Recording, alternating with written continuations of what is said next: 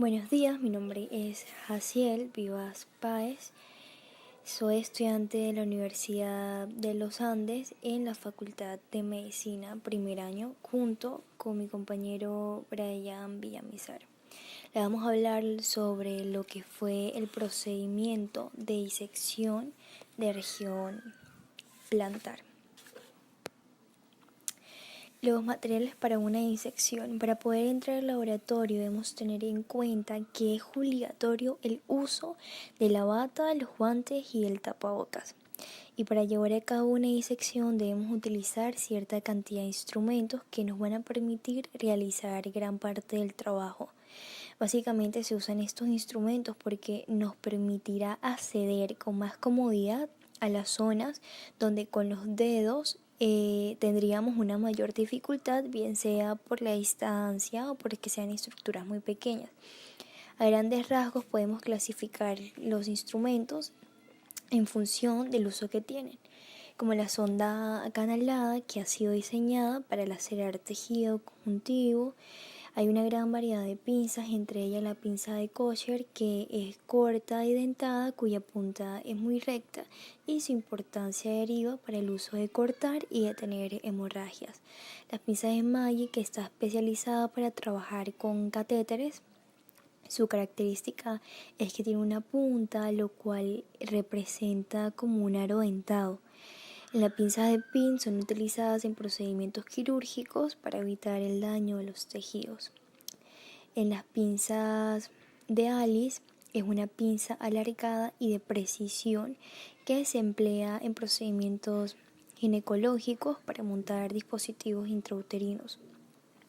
Las pinzas de Duval, que tienen una forma de tijera alargada, tienen una peculiar punta de triángulo y nos facilita agarrar el tejido. Las pinzas de Kelly pues tienen una forma de tijera con una articulación central y sus puntas, una de ellas es recta y la otra es un poquito curva, y esto se utiliza más que todo para las suturas. Los huesos del pie son el número 26, repartidos en 3 grupos y yendo de atrás hacia adelante. Los huesos del tarso son 7 y están dispuestos en 2 filas, y una fila posterior con el astrágalo y el calcáneo forman el tarso posterior, en una fila anterior con el cuboides, el navicular y los cuneiformes medial, intermedio y lateral constituyen el tarso anterior. El astrágalo está interpuesto entre los huesos de la pierna por arriba, el calcáneo por debajo y atrás y el navicular por delante. Es el hueso del pie que está situado más arriba y es el único hueso del tarso que no presenta inserciones musculares. El hueso calcáneo es el más voluminoso de los huesos del tarso. Se aplica al suelo por su parte posterior inferior y se articula arriba con el astrágalo y delante con el cuboides. Luego tenemos el cuboides, que se articula atrás con el calcáneo medialmente, con el navicular y el cuneiforme lateral. Su cara dorsal o superior se halla orientada arriba y lateralmente forman parte del dorso del pie. Irregular, está cubierta por ligamentos y músculos extensores corto de los dedos y el extensor corto del dedo gordo. El navicular se articula con la cabeza del astrágalo y por delante con los 3 cuneiformes, aplastado en el sentido anteroposterior, no llega tan adelante como el cuboide. Su cara posterior presenta una cavidad profunda regular más ancha que alta. Su cara anterior presenta 2 crestas oblicuas descendentes que la dividen en 3 superficies articulares para cada uno de los cuneiformes. Su cara lateral es estrecha y presenta una pequeña carilla que se articula en el cuboides. Los cuneiformes se los designan así porque tienen forma de cuñas, con base dorsal y vértice plantar, que están situados entre el escafoides, el cuboides y los 4 primeros metatarsianos. Luego de los cuneiformes nos podemos encontrar con los metatarsos que constituyen el esqueleto del antepié entre el tarso anterior y los dedos. Ellos están unidos a los primeros por la articulación tarsometatarsiana y a los segundos por las articulaciones metatarsofalángicas. Existen 5 metatarsianos numerosos del primero al 5 que van de medial a lateral. Todos son huesos largos con una diáfisis, una epífisis. El primer metatarsiano es el más corto y el más voluminoso de todos. El segundo posee una extremidad proximal y una base. El cuarto son como los más acordes con la descripción general. Y el metatarsiano número 5 es el más delgado, pero su base tiene 2 carillas articulares, una posterior para el cuboides, una oblicuo hacia arriba y lateralmente, otra medial que se articula con el 4 metatarsiano y su base que está prolongada por una saliente ósea pronunciada. Las falanges de los dedos del pie, que su disposición es semejante a la de los huesos de los dedos de la mano. Cada dedo del pie, excepto el primero, posee 3 falanges: proximal, medial y distal. En el primer plano nos vamos a encontrar con las aponeurosis plantares, que en ellas lo vamos a dividir en 3: internas, media y externa. En la aponeurosis plantar interna, ella representa en la planta del pie la aponeurosis tenar de la palma de la mano. Ella nace por detrás de la tuberosidad interna del calcáneo, donde ella se fija fuertemente. Por delante determina la raíz del dedo gordo y confundiéndose a este nivel con la cinta que la aponeurosis plantar media envía a este dedo. Ella por fuera se continúa con la aponeurosis plantar media y por dentro se continúa asimismo al nivel del borde interno del pie con la aponeurosis dorsal superficial. En sus 2/5 posteriores, la aponeurosis plantar interna es extremadamente delgada y reducida, ya que tiene una simple tela celulosa que a través de ella podemos ver muy claramente la coloración roja o rosada de los fascículos musculares subyacentes. En su parte posterior se engruesa de modo considerable, gracias a los numerosos fascículos de refuerzos antes descritos que él envía por la mitad anterior del borde interno, la aponeurosis plantar media. Por su cara inferior o superficial, la aponeurosis plantar interna está en relación con la piel, de la que se halla separada por una almohadilla adiposa muy desarrollada, sobre todo hacia la parte de atrás, muy cerca del talón. En su cara superior o profunda cubre el aductor y el flexor corto del dedo gordo, donde estos 2 músculos toman en ella cierto número de inserciones.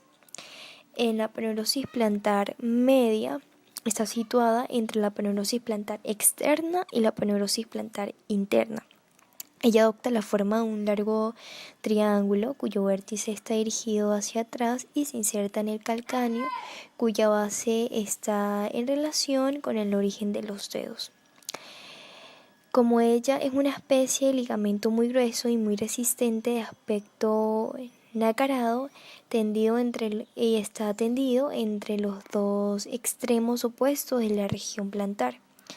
Es más corta que esta región, ya que está determinada y mantiene la configuración abovedada de la cara inferior del pie. Claro, por otra parte, ella impide que los vasos y los nervios subyacentes sean comprimidos en la estación vertical, constituyendo así para estos órganos un poderoso aparato de protección. En la aponeurosis plantar externa podemos darnos cuenta que se inserta por detrás en la tuberosidad externa del calcáneo y se extiende desde allí hasta la raíz del dedo pequeño. Como la aponeurosis plantar interna se continúa por sus 2 bordes, por una parte que es por dentro y con la aponeurosis plantar media, que es por otra parte que es por fuera, con la aponeurosis dorsal superficial. En la mitad posterior, la aponeurosis plantar externa es muy gruesa, muy resistente y de aspecto nacarado. Ella representa a este nivel todos los caracteres de la aponeurosis medial, llegada a la cabeza del quinto metatarsiano que se adelgaza y asimismo forma dos cintas divergentes, una externa que todavía sigue siendo muy gruesa, que ella va a terminar en el lado externo, el dedo pequeño, y otra muy interna, a la vez que es más delgada y más corta, que va a darse por confundida con el borde correspondiente de la aponeurosis plantar media, y entre estas dos cintas la aponeurosis plantar externa es muy delgada, por lo que deja ver la transparencia de los músculos subyacentes. En la primera capa debemos ubicar el músculo flexor corto de los dedos, que se origina en la tuberosidad calcánea, y en la aponeurosis plantar ya se inserta en las falanges medias del segundo al quinto dedo del pie. La función de este músculo flexor corto de los dedos es la flexión del segundo al quinto dedo del pie. Siguiendo el trayecto de los tendones del flexor corto de los dedos hasta su inserción, vamos a retirar la aponeurosis plantar conforme como vayamos avanzando. Tenemos el músculo aductor del dedo gordo, que yace en la cara medial del flexor corto de los dedos, y él se origina en la cara medial de la tuberosidad calcánea, y de la aponeurosis plantar, que se inserta en la cara medial de la base de la falange proximal del dedo. La función de este músculo es la abducción de este dedo.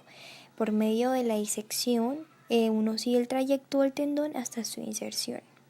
En el músculo abductor del dedo pequeño se origina en la cara lateral de la tuberosidad calcánea y la aponeurosis plantar.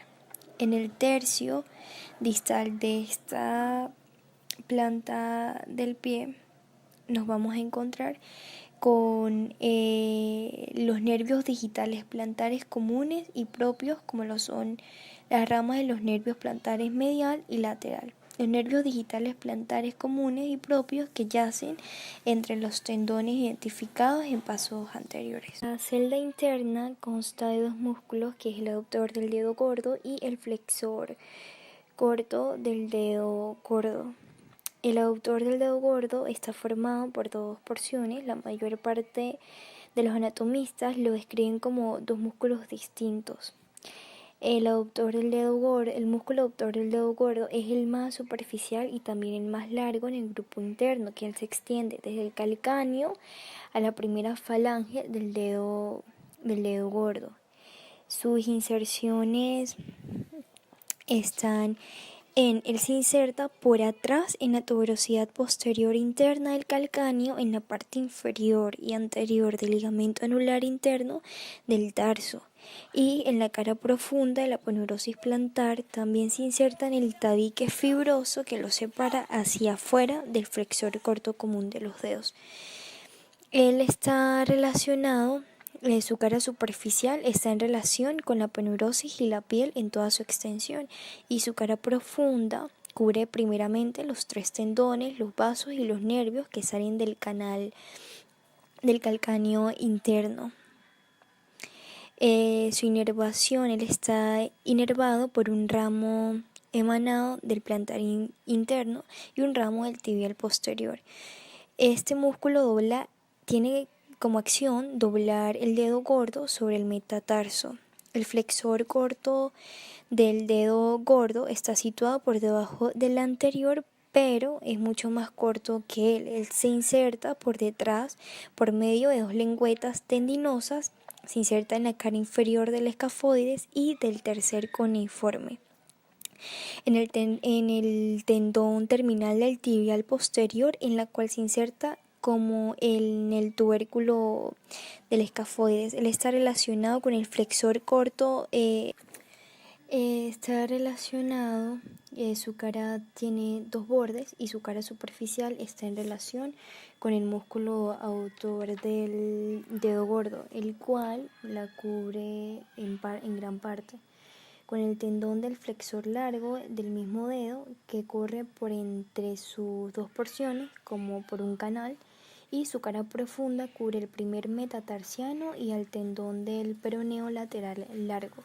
Su borde interno está en relación con el aductor y su borde externo con la porción oblicua del aductor.